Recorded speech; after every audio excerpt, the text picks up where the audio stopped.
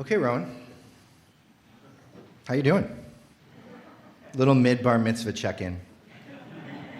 How's it feeling? How would you rate yourself?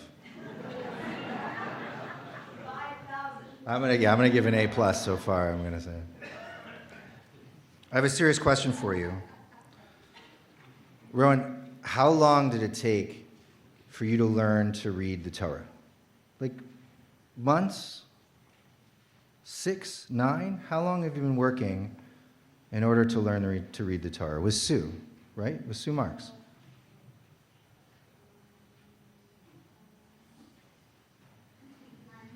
9 months. That seemed to require advanced mathematics. Do you feel ready? Do you feel like you're ready to read the Torah today? I think you are. But I have one last lesson in Torah reading to give you. And you might be saying to yourself, now? You couldn't have done it beforehand? But I want to tell you that this is the kind of lesson that I've been trying to learn my entire life, and it'll keep growing for today and for beyond. Your Torah portions, one of your Torah portions, because you've got a double, is somewhat infamous because it has a section of blessings and curses inside of it. Did you know that? Well, we talked about it, right? We're not going to read it today, that part of it today, but Parshat Bar Belocha has blessing and curses, and it's the nature of the Torah to speak at times in blessing and in curse. And that's because it's a lot like life. And that's because it's a lot like this week. A lot of people came in, by the way, Rowan, with that sense that the week has not been blessed, and I want you to let you know that you are the blessing this week. There's a way in which you probably can't even see yourself sitting here, but me at the impossibly old age of 45 and your parents and everyone else, and one day you'll sort of understand what you mean to us, what you mean to this community, and why you actually are the medicine that we need this week. But it turns out that when it comes to the blessings and curses in the Torah, you actually have to know how to read them. It's been long the Jewish tradition that when you read the blessings in the Torah, you read them out loud and with a full voice. And when you read the curses in the Torah, you whisper them so that they're barely audible. And this is how we've been doing it since time immemorial. And what I want to tell you a story is a story about Rabbi Shneur Zalman of Liadi, the first rabbi of Chabad, commonly called the Alter Rebbe. And in a very convoluted way, the reason that many of your Jewish college students will be able to drink underage in relative comfort. That was a Chabad house joke, by the way. You know what I'm talking about. There's no point in denying it.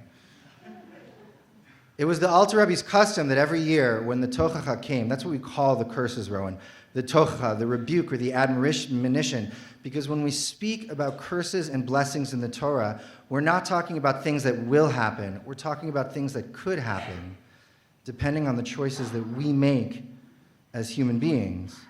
Im bechukotai telechu, if you walk in my ways, if you follow my laws, there will be blessing. Ve'im bechukotai timasu, and if you treat that which is good and right with disgust, the opposite will happen. So we call it the Tochacha, and it was the Alter Rebbe's custom that every single year he would read the Tochacha from the Torah. Why? A person should seize blessings in their life. Why would the Rebbe want to be there specifically for the curses in the Torah? No one could figure it out, and no one did figure it out until one year when the Tochacha came, and the Rebbe was away on business. And so that means that somebody else had to get up there and read it they did. And if you were there and you were watching the Rebbe's oldest son, whose name was Dov Ber, if you were watching Dov Ber, you would have seen something remarkable, actually something shocking happen, which is that first Dov Ber's face turned sheet white. And then in the middle of the reading of the curses, he fainted. And they couldn't revive him until the Tochacha was done, until they had finished reading it. And when they revived him, they asked him, "Are you okay? What happened? Why did you faint?" He said, I fainted because of the curses in the Torah. And they sort of looked at him and they said, Dov Ber, you have heard these words every single year since you were born. Why now? He says, when my Father reads them, they don't sound like curses. And I want to tell you that there's something to learning how to read the curses in the Torah. Because ultimately, if you take the curses of the world and you read them and you act in such a way that other people faint because of what you're doing, you have not read the Torah correctly. And this week, Rowan, there was a man, and he took a gun, and he ended the lives of two beautiful young people. And what I want to say is that is not Torah. One of the hardest things in this world is that there are people with justice in their mouth and injustice in their hands. And it is the worst curse somehow that we have. It's almost even, I don't want to say it exactly, but at least when someone has injustice in their mouth, you know where they're coming from. But something about the hypocrisy, the discrepancy, the place between someone who calls out injustice and then acts in a way that defies that justice, that degrades that justice, is more painful than any of us can bear.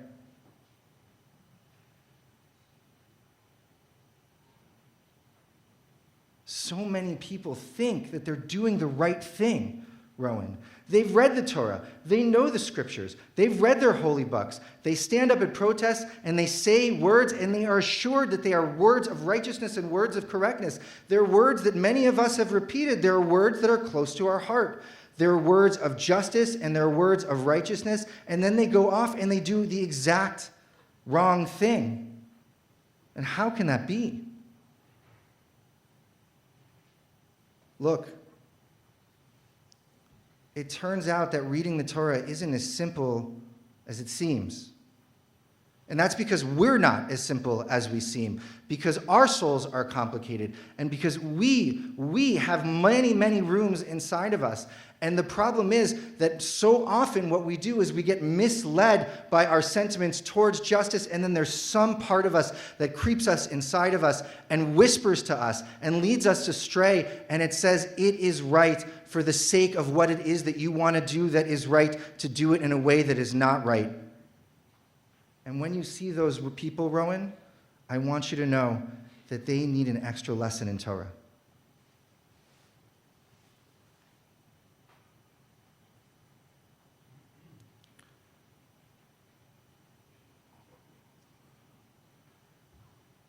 How do you know? How can a person tell whether they've learned to read the Torah correctly?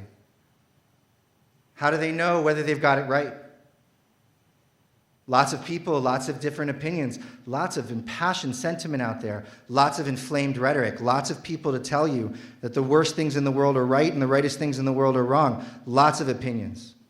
And I'm telling you right now, Rowan, the way that you know is the world that they create through their actions one that is better or worse? Are they building the world or are they destroying it? That's how you know whether or not they've learned to read the Torah. Is the world that they're creating a world of hope, a world that could possibly be better, a world that has the possibility of justice, or is it a world of destruction? Because you remember that in the Mishnah it teaches that when you take a life, you take an entire world. And even though someone might say, I am trying to save the world, this man, he ended 2 of them. In his mouth was the words, free Palestine. Did he free Palestine? Or did he sink us deeper into enslavement and oppression and hatred and the kind of vitriol that links us one to another in a way that even if you don't want it, it can't let you go? Did he save the world? Or did he destroy it? This is the test of our actions. And I want to tell you, Rowan, the hardest part of this is that erudition is no proof against doing it wrong. You know, in the Talmud, there's a story about Rabbi Shimon Bar Yochai and his son. They are suffering under Roman oppression, And in order to escape the Romans, some people know this story, they go to a cave for 12 years where they study Torah because they want to sort of be forgotten, and there's this crazy thing in the cave, and there's lots of miracles in the cave. They're buried up to their necks in sand in the cave in order to keep their clothes from wearing out, which is practical and strange in the same measure. And for 12 years, they study Torah.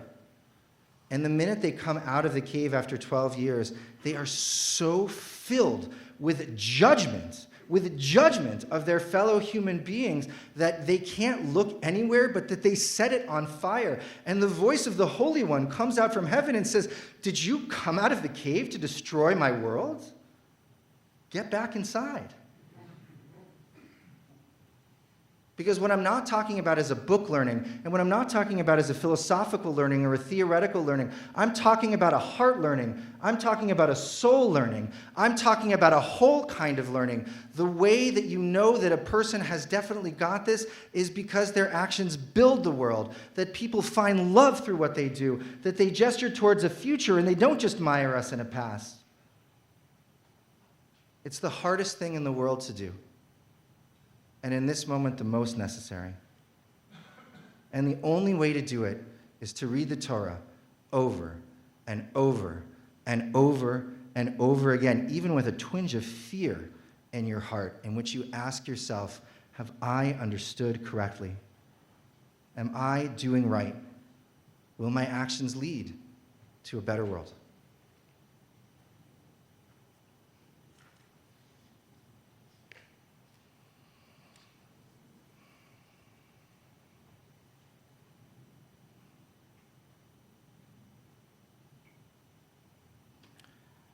It's not where we are today. The world is not better. After this week, the world is worse. We have to acknowledge that. We have to understand that we can't paper over a murder like that. Can't paper over any of it, really. It lies before us, and that all of our attempts to circumvent it, or to talk around it, or to explain it, or to justify it, they all pale in comparison to the reality of it. And the truth is, when someone dies, and especially if they die through injustice, a piece of us dies with them. But the thing about Judaism is that many believe in resurrection. And that which has been killed can be brought back to life again.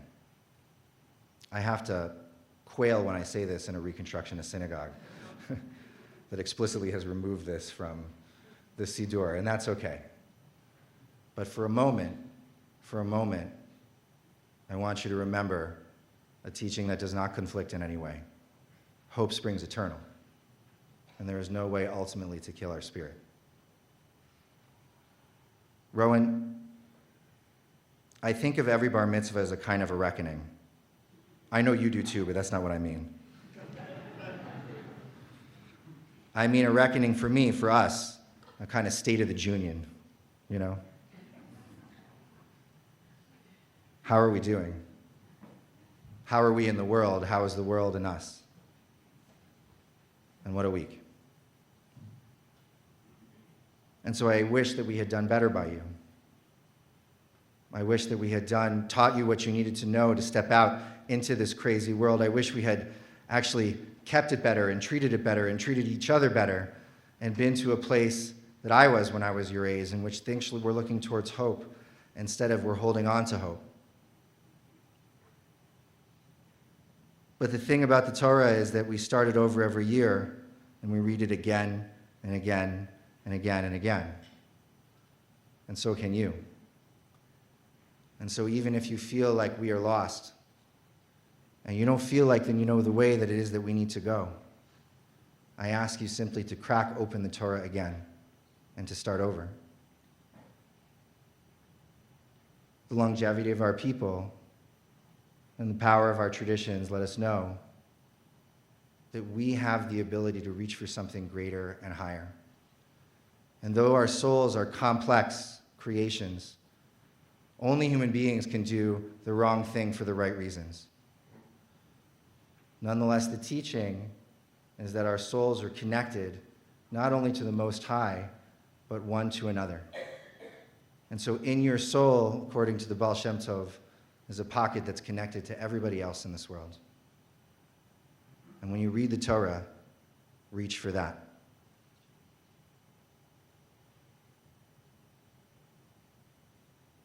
Are we building the world, or are we taking it apart?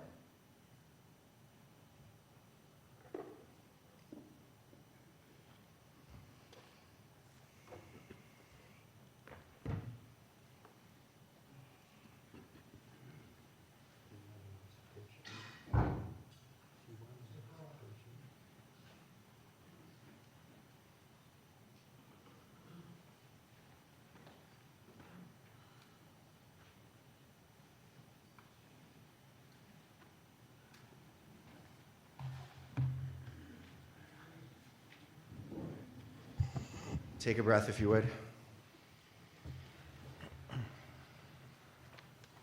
I know I gave it to you with both barrels, I'm sorry. But what a week, right? So I want to remind you that even in the midst of the difficulty of what we're talking about, the responsibility is to build the world, right? That's what I said way too many times. This moment is a building of the world. Celebration of life in the world, a life in the world. And so I ask you to slough off the pain and the difficulty, or maybe even better yet, to hold it and to bring it close. And with a full voice to sing for Rowan and to celebrate this day and to be in blessing. Rowan, we want to call you up to the Torah. Let's start the Torah service.